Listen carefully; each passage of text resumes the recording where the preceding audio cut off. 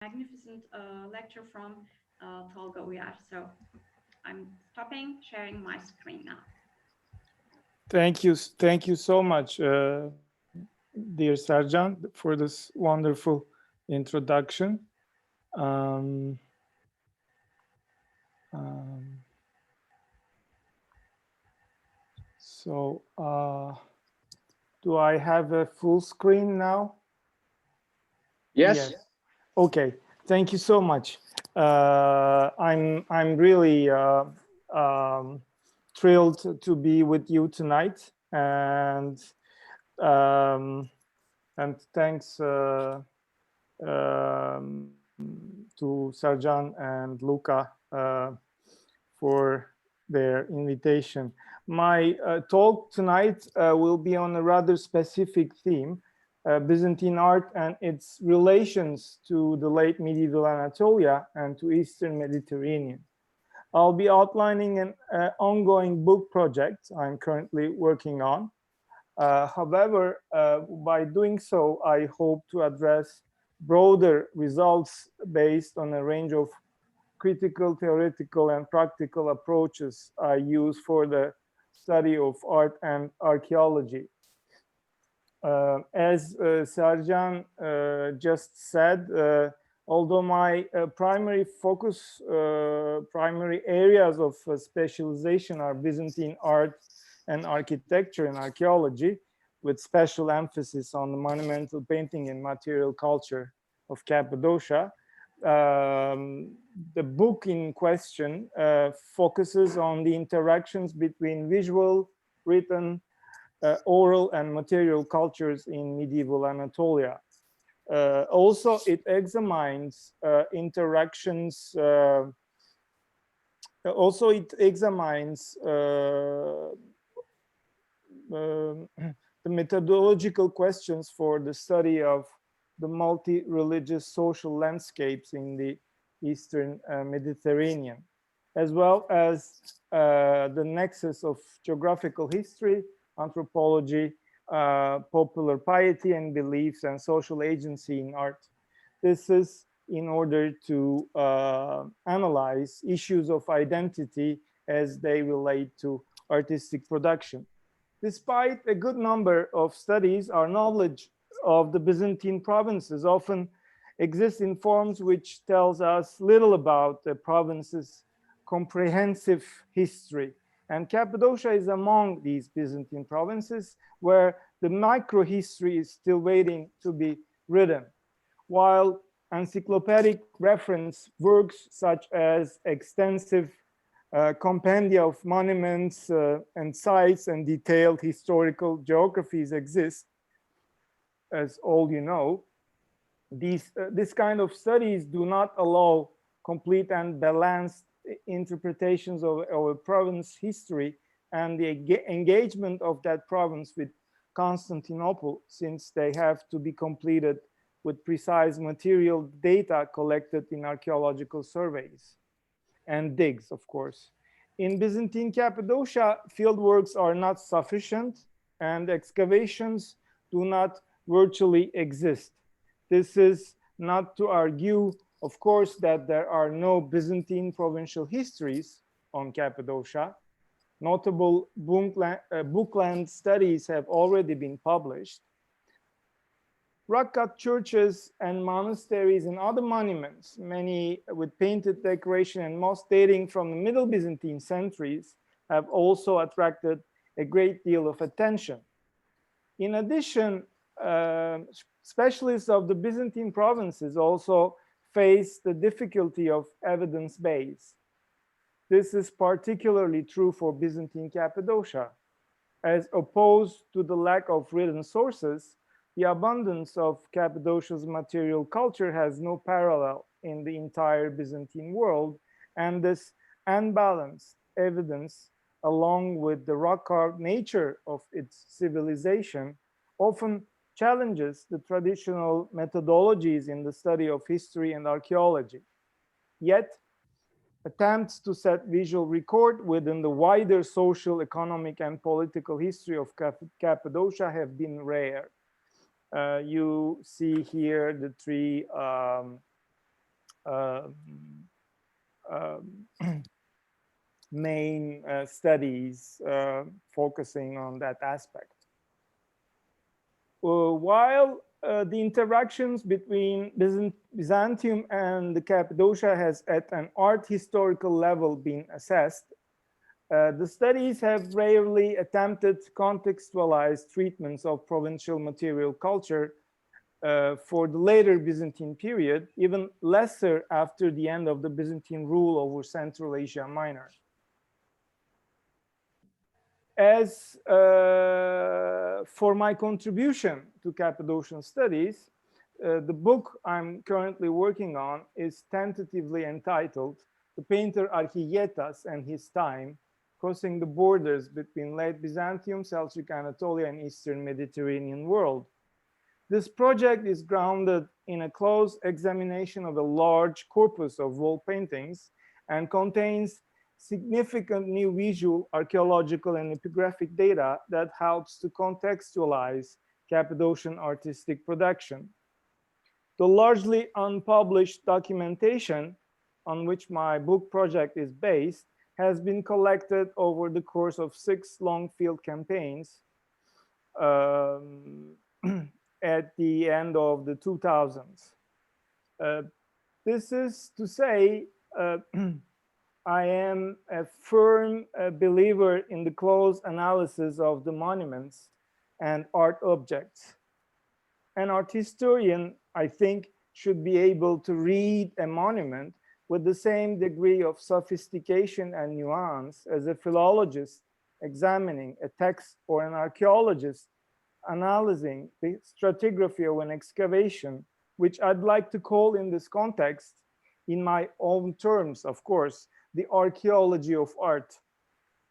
But I use formal analysis as the beginning of the learning process, not as result.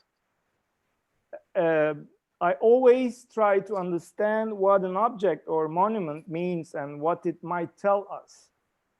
For example, the body of information provided by the close examination of the Cappadocian murals has revealed a rich yet untapped resource for exploring questions of complex religious social landscapes and cultural intersections in the medieval Eastern Mediterranean. Based on an interdisciplinary investigation of art history, social, political, and geographical history, anthropology, archaeology, and epigraphy, the methodology I tried to use, I hope, demonstrated how visual culture can be used to understand the environment that produced it. To tackle the phenomenon of late Christian Cappadocia and fully grasp its connections to Byzantium, a brief historical reminder could be helpful.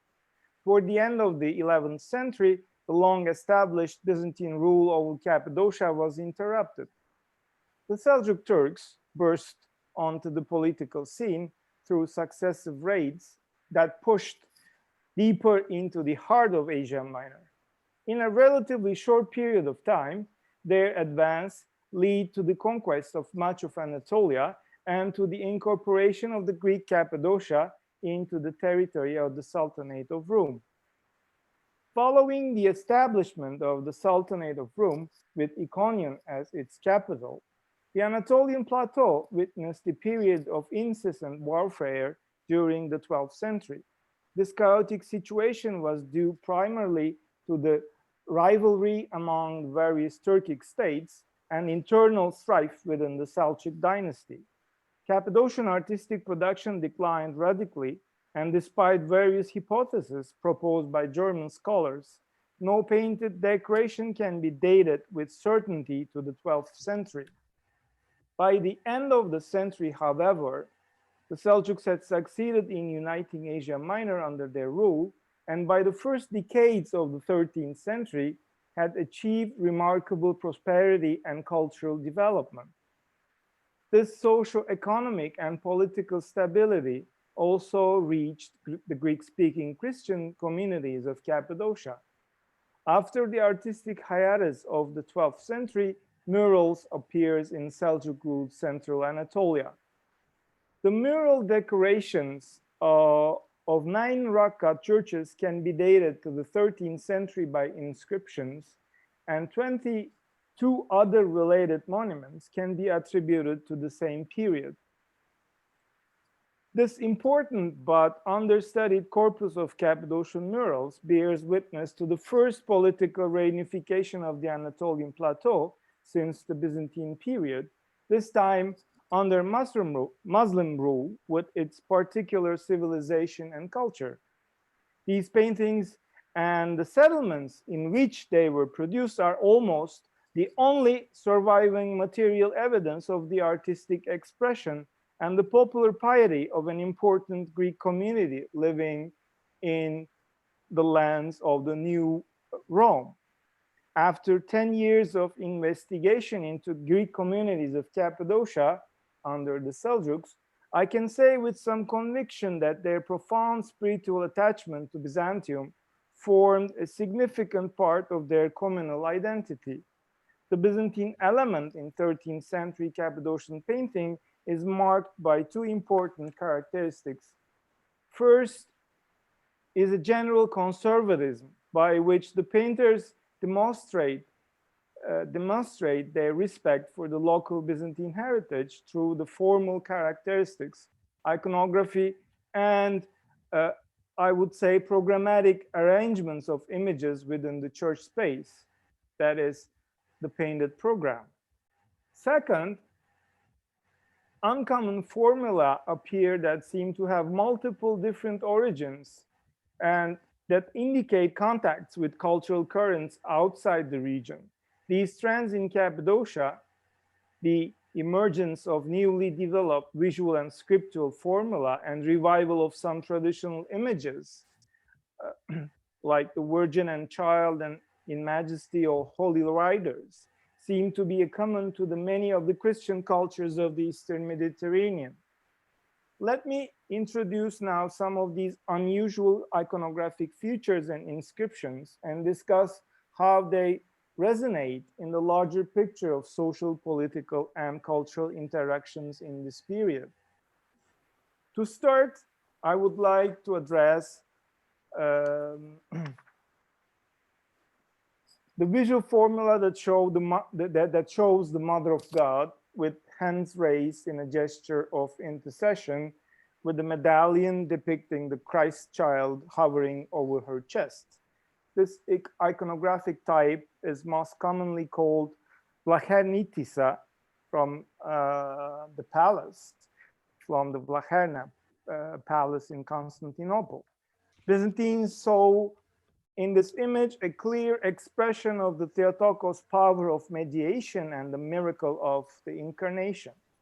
The Orange Virgin with the hovering medallion appears in the mid-11th century on Byzantine seals and coins and starts to spread to the artistic media. She was used in wall paintings, especially in the 12th century, and became very popular during the Palaiologan period. In Cappadocia, this image emerged during the first decades of the 13th century and was placed invariably in the center of the apse wall, flanked by 2 series of bishops facing the viewer. This placement directly overlooks the space where the liturgical renewal of the incarnation would have taken place. 2 instances of this image in the Church of Gökçetoprak and in that of Erdemli are accompanied by the unusual epithet "I Kardiovastasusa," she who bears up the heart. As one would expect, the epithet uses the symbolic and emotional language that was common in homilies and hymns and probably derives from the abundant Marian literature, although I was not able to find any record in the sources. When we turn to material culture, aside from the Cappadocian examples, this epithet is attested only on a gold pectoral reliquary diptych on which is portrayed an image of the Virgin Orange with the hovering medallion. The golden pendant is roughly dated to the 9th to 11th centuries, and its provenance remains obscure. Be that as it may, the unique evidence that we do have for the medieval variation of the Virgin Cardiovastasusa seems to be the three aforesaid instances, among which only the two Cappadocian paintings offer a secure date and context. This rapid survey allows us to tentatively track the roots of the Virgin Cardiovastasusa's veneration from the initial association with the Virgin Orans iconographical type to the renewal of religious imagery in the late Komnenian era, and probably also into its spread to the peripheral regions, whose close connections with the Byzantine Empire in the late 12th and early 13th centuries are well known. Particularly innovative in this artistic shifting as a consequence of the religious, intellectual, and perhaps political climate in Byzantium is the new expressive modes of conveying emotions, both by means of visual and scriptural. In some extent, 13th century painting of the Byzantine periphery can be still ascribed to this age of the living painting, according to the often cited expression of the Byzantine intellectual Mikhail Psellos. A different Marian image has survived in two instances in the apse of Church 2 at Tatlarin and on the eastern end of the south nave of the Church of Archangelos near Cemil. These paintings feature the enthroned Virgin carrying the Christ child and gesturing to him with her free hand. Although Christ has not been preserved in either case, we might expect that he answers the intercessory prayer of her mother by raising his hand in blessing. This well-known iconographic formula, generally associated with the Virgin Hodigithria type, emphasizes the central position of the Theotokos within the doctrine of the Incarnation, which makes mankind's salvation possible. In the Tatlarin Church, following an unusual visual schema, the scroll is open and bears a well-known passage from John. I'm the light of the world. Whoever follows me, da-da-da, da-da-da. It's interesting to note that in the image, the Virgin points with her index finger the verse on the scroll. This elegant gesture adds an elaborated visual commentary to the standard iconography of the Virgin and Child by establishing a link between pictorial rhetoric and theological content. The particular visual emphasis on the incarnation and the redemption of mankind in our Cappadocian image is supplemented by additional iconographical and textual features. Above the Theotokos, the hand of God comes down from heaven and gives a blessing in the direction of Christ's head. Between the hand of God and the nimbus of Christ is an inscription of Psalm 109, 3 and 4. Before the dawn, I begot you from the womb. This excerpt, by alluding to the incarnation, emphasizes the divinity of the Son. In other words, the Theotokos holds the incarnate Word of God, while the hand of God conveys the glory of the Father to the Son. In this way, the Cappadocian image offers a concrete visual and textual interpretation of the mystery of incarnation, which constitutes the core of Eucharistic and is the main dogma of Orthodoxy. In both Cappadocian instances, two frontal archangels are flanking the Virgin and Child. As far as I know, the only close visual parallel to this image was found in the apse mosaic, now destroyed, of the 9th century Church of the Dormition in Nicaea. Despite the fact that the Nicene image displays certain iconographical differences and predates the Cappadocian paintings by 3 centuries, its conceptual influence as a model for Cappadocian visual formula is obvious. In the second half of the 12th century, Byzantine Orthodoxy witnessed the revival of the ancient doctrinal dispute over the union of the divine and human natures of Christ, and the equality of the three divine persons, partly imported from the Latin West. It seems that the theological conflict continued at least up to the first quarter of the 13th century, and surprisingly, a patriarchal source mentions metropolitans from Cappadocia that attended one of the synods held on that topic in 1180. I believe that one of the artistic consequences of this religious climate was the creation of powerful doctrinal images that explicitly convey the Orthodox position. Therefore, I would like to argue that 9th century iconography in the apse of the Koimesis Church in Nicaea must have been reintroduced into the 13th century Byzantine artistic vocabulary as the visual demonstration of the incarnation par excellence. In other words, the Cappadocian images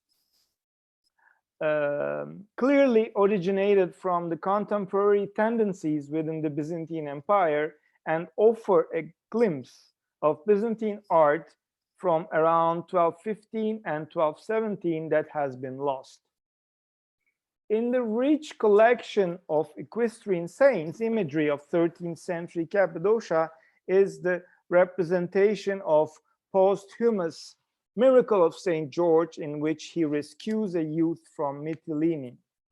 This miracle exists in several versions, and scholars believe the original hagiographical text was written in the late 10th or early 11th century. The surviving text reads as you see in the screen. I will not read it, but this is about a Christian youth, which became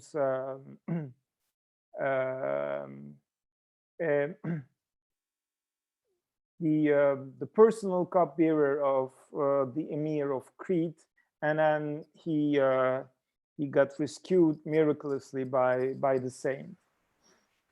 Anyway, we can see that the iconographical formula includes the equestrian saint accompanied by a smaller figure here, as you see, holding a jug or a glass, and sometimes a towel. Often the sea generally depicted as a blue street filled out with well, different marine species like well, all sorts of fish, crabs, etc. And the horse is like it's hovering the sea surface. This visual formula occurs in the Christian art of the 13th century in Syria, Palestine, Cyprus, and Greek islands, but remains relatively rare until the 15th century. From now on, this small corpus of examples should be extended to include the hitherto unknown depictions of St. George's miracle in Cappadocia. Thus, the appearance of the image in 5 churches, all of them securely dated to the 13th century, bears witness to the development and geographical spread of a new iconography within the broader artistic tradition of Eastern Christianity. As the hagiographical sources that address this miracle largely date to before the creation of the Cappadocian image, how can we explain its popularity during this particular period? St. George's miracle appears to be a component of a common language, a kind of lingua franca of artistic expression among the various populations of the Christian East, living in more or less similar socio-political and cultural conditions. For example, shortly after the annexation of Cyprus and Crete, following the Fourth Crusade, the image of the captive youth from Mytilene appears in the Byzantine churches of the region. Additionally, the popularity of the subject in Syria-Palestine beginning in the late 12th century may be partly explained as an effort within the Christian communities to console themselves after the fall of Jerusalem in 1187 at the hands of Saladin. The rise in popularity of this iconography from the late 12th century onward among the Greek Orthodox communities of Seljuk Cappadocia, finding themselves under the rule of the Seljuk Turks, could also be the result of comparable circumstances. In other words, the image is associated with the hope of liberation. However, it appears in the Christian communities that seem to have been models of coexistence under Islamic or Latin rule. So is there a contradiction here to be resolved? I believe that the answer lies in the symbolic perception of the St. George image.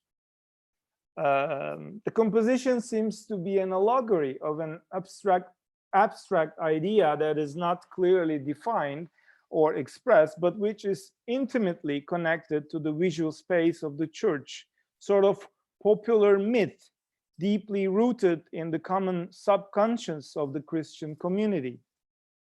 To support this interpretation, consider the now missing representation of the captive of Mytilene in the Church of St. George at Ortega, which was probably created in the second half of the 13th century. According to Guillaume de Gerfagnon, who described this image first time in early 19th century, in this painted panel, St. George was not only rescuing the youth, but also slaying a dragon. Well, the image I added doesn't belong to this place, to this church, but it's a sort of complement from another church. The combination of these two themes is not confirmed by the hagiographical source, in which both legends are distinct and refer to different periods of time. However, the message conveyed by two different actions converge, and we can associate the fight against evil symbolized by the slaying of the dragon with the protection of the Orthodox Christians against the infidels, and perhaps their subconscious hope for liberation.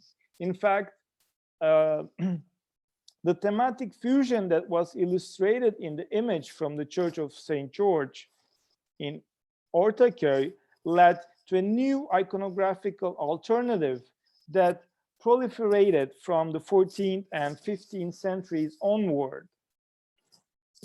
Interestingly, this variant, combining the miracle with the Mytilene youth and the fight against the dragon, remained extremely popular in various national artistic schools in the Balkans and the Caucasus under the Ottoman dominion, and it was eventually used as a sort of political and ideological emblem of the liberation movement of the 18th and 19th centuries. Turning back to the Church of St. George at Ortega in Cappadocia, in the early 20th century, during their survey, two scholars, Henri Grégoire and Guillaume de Gerfagnon, recorded the rare epithet Diasoritis, accompanying the now missing image of St. George. Initially, I was rather skeptical of the possibility of the regional diffusion of this very rare title, since our unique evidence comes from an old publication that does not provide a photo. Both scholars didn't provide a photo of this inscription.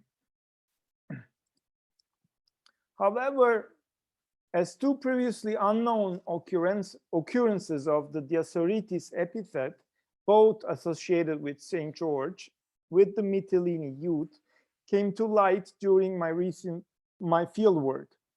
It is now more tenable to consider the expansion of a St. George Dioscorites cult in the 13th century Cappadocia. The epithet seems to come from the name of a site located in the valley of the Meander River, the ancient Dios Hieron, which was substituted by the Byzantine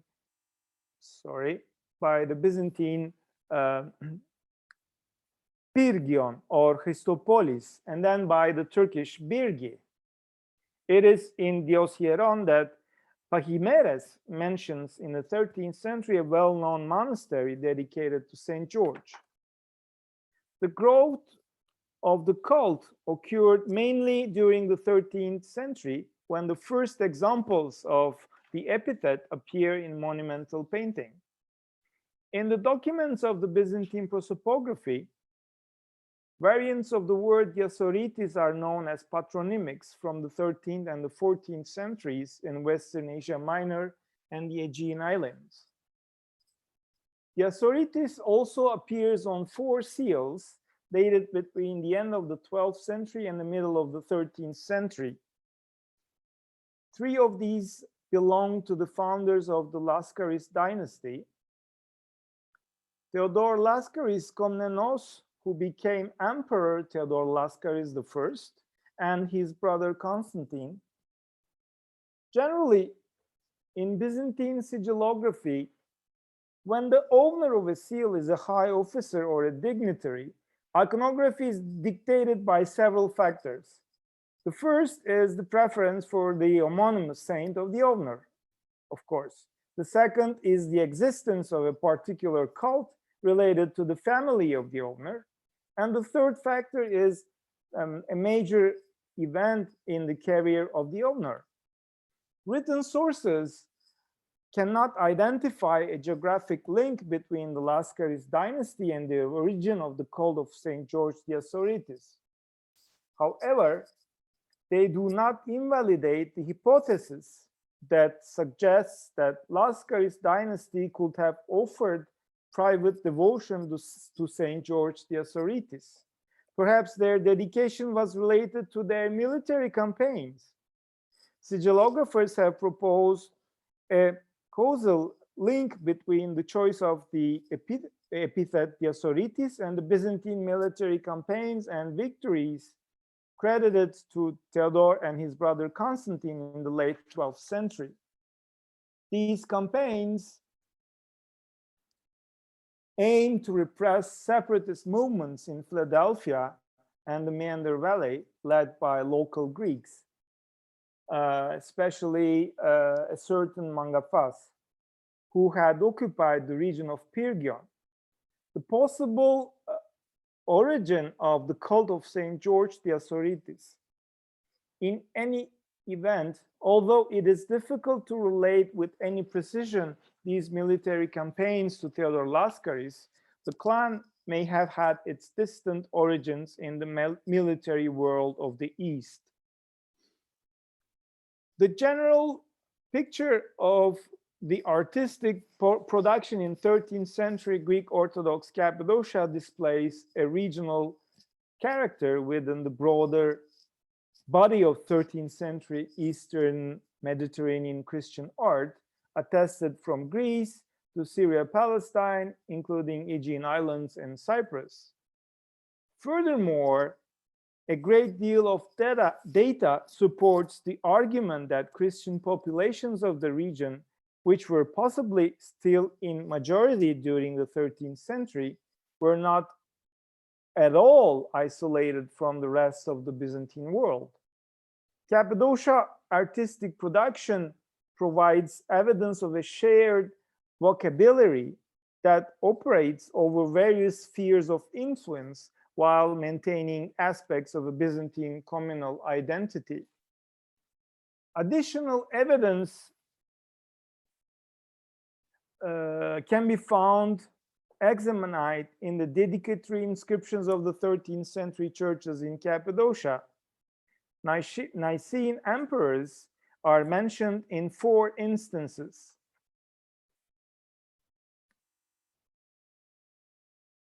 At Karşı Kilise, an inscription recorded in the early 20th century by first time by Guillaume de Gerfagnon names the reigning emperor and gives the exact date of the inscription, that is 1212.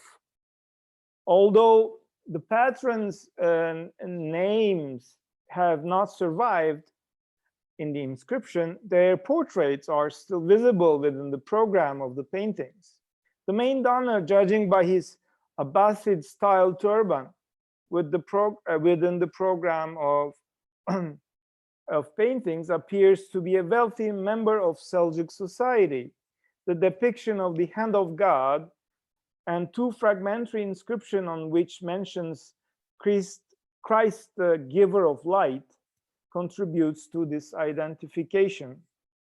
A woman named Irene, who is probably the wife of the main donor, appears among other dedicatory portraits of female donors. Her fine attire reveals her wealth, particularly her original headband that until now has gone unnoticed. This piece combines a purple kerchief over the hair, a metal band on the front imitating a diadem, and long pendants on either side, bringing to mind Byzantine pendilia on the imperial crowns.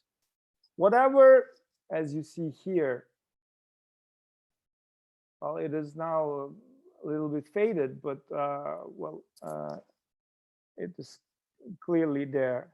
Whatever the particular interpretation, this headdress emphasizes Irene's social rank and seems to have been conceived as an attribute equivalent to that of husband's turban. More connections to Nicaea are are visible in the depiction of Saint Theodore, the Nicene martyr, next to Irene and her daughters. Saint Tryphon, the patron saint of Nicaea, also appears in the paintings of the church. I said Saint Theodore, it should be Saint Theodote.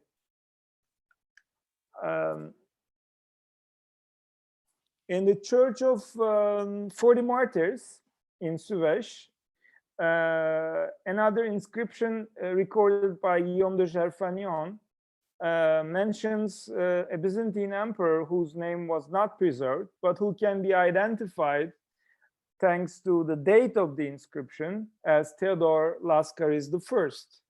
Another inscription I discovered during my fieldwork is the refers to the reign of the Emperor Theodore Lascaris, namely, and gives the names of the donors plus the name of the painter and the date of 1217, 1218. I was quite lucky. The 4th inscription, which has not survived, was recorded beginning of 19th century. This painted dedication was already fragmentary when it was recorded in 1908. It may have referred to the renovation of the church, rather the renovation of the paintings under the emperors Theodore Lascaris I and John Vatatzes III. This considerable epigraphic evidence raises challenging questions about the cultural identity of the donors and users of the 13th century churches in Cappadocia. It is possible that the authors of these dedicatory inscriptions were not from Cappadocia originally, but moved into the Seljuk territory from Byzantine lands. However, it is more likely that the Cappadocian inscriptions were intended to legitimize the the Byzantine identity of the local Greek-speaking Christian donors, who nevertheless appear to be well-integrated subjects of Seljuk society. It seems to me that Seljuks and their successors in the second half of the 13th century continued to consider the Greek communities of Cappadocia to be Byzantine, just as the local Greek-speaking Christians regarded themselves as Byzantine, according to Rustam Shukurov. Looking at the Byzantine elements much alive in the land of Rum, it is worthwhile to return our attention to the Church of St. George at Ortega. On the western wall of the transept, a previously unknown invocation is painted next to the image of St. Nicholas. It reads, prayer of the servant of God, Kyr Manuel, and his son Leo. Although the title Kyr was not an office or official title in Byzantium, its use, particularly in the late medieval period, suggests that the term usually served to assign further distinction and importance to some esteemed members of society. A number of Greek Christians as well as Greek renegades bearing the title Kyr appeared side by side with Turks, Arabs, and Persians in the Seljuk court, administration, and army. Kyr Manuel, who is mentioned in this Cappadocian inscription, is in all likelihood a member of the Greek elite who played an important role in bridging the gap between the conquerors and the conquered, although it is very difficult to evaluate their role and influence as the source material is far from adequate. Several Greeks appear with the Seljuk court title emir, as for example, in commercial relations with Cyprus, the Seljuk ambassador was called Kyr Alexios. Back to the Church of St. George in Ortega, there's also a donor figure among the unpublished paintings. On the north wall of the west arm of the transept, in the lower portion of a colossal archangel panel, a small figure in rich armor to the left of the saint kneels at his foot and raises both hands. There, his hands is here. One might ask if the Greek donor of this painting was an officer, perhaps a commander of the local Christian detachments, whose existence is debated among scholars. I believe there were Greek troops in Seljuk army, and that the high-ranking military donor at the Church of St. George at Ortega was among them. Ibn Bibi, our main historical source of 13th century Anatolia, reveals the presence of 5 brothers from the Empire of Nicaea in a Seljuk expedition into Syria. In 1256, the future emperor Michael Palaiologos was forced to leave Nicaea because of court intrigues. He spent part of 1256 and early 1257 at the Seljuk court in Konya, near İzzettin Keykavus, where he took part in a Seljuk military campaign against the Mongols. According to Seljuk and Byzantine chronicles, like Ibn Bibi, Nikephoros Gregoras, and Grigoros Pachymeres, he conducted troops under the Byzantine flag and bearing the title of Constable, a high rank simultaneously used in Byzantine, Seljuk, and Latin armies during the late medieval era. So one might ask, who were the troops of Michael Palaiologos? In all probability, the soldiers commanded by Michael Palaiologos consisted of the local Greeks who were Persian by their political allegiance and Roman by their faith, culture, and language. To conclude, I strongly believe that cultural residue of the Greek communities of Cappadocia living under Seljuk rule represents the fullest and the most detailed evidence for the multicultural, artistic, and social landscapes of late Byzantine Asia Minor. Although art historians have examined many of the 13th century painting programs of the region, there has been little attempt to place them within a broader social context. Following the upheavals of the 12th century, the relative peace of the 13th century allowed the Greek communities in central Anatolia under Seljuk administration to maintain links with the Empire of Nicaea and with Constantinople through a combination of diplomatic and economic exchanges, as well as familial and ecclesiastical ties. Orthodox Greeks continued to constitute the majority of the population in Seljuk Cappadocia. And the local Byzantine church hierarchy must have persisted throughout the 13th century, although we don't have any written sources about it. Contemporary narrative and material sources, as well as the retrospection of later sources, reveal the social strata in Greek communities, which included officials and nobles, soldiers, merchants, peasants, clerics, and monks. Using archaeological visual epigraphic evidence, it is possible to identify 4 major enclaves of Greeks in Cappadocia, covering a large region of about 73 square miles. Tracing the wider regional artistic and architectural production, network, and settlement patterns within Cappadocia yields rich data on the working habits and professional identity of painters, as well as their artistic links with ecclesiastical circles. The reconstruction of the settlement network and artistic infrastructure in 13th century Cappadocia through the identification of workshops and definition of areas of activity, as well as the establishment of a chronology of wall paintings, has allowed to demonstrate that artistic activity was maintained throughout the course of the century. 13th century Cappadocian art was neither monolithic nor isolated. In addition to various connections with other Christian communities, it needs to be set against the complex political and administrative history of 12th and 13th century Anatolia.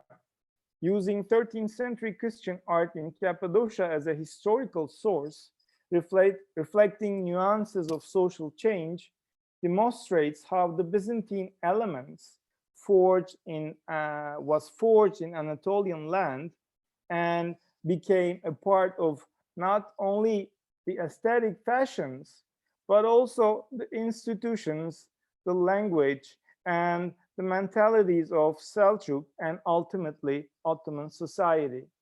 Thank you very much for listening.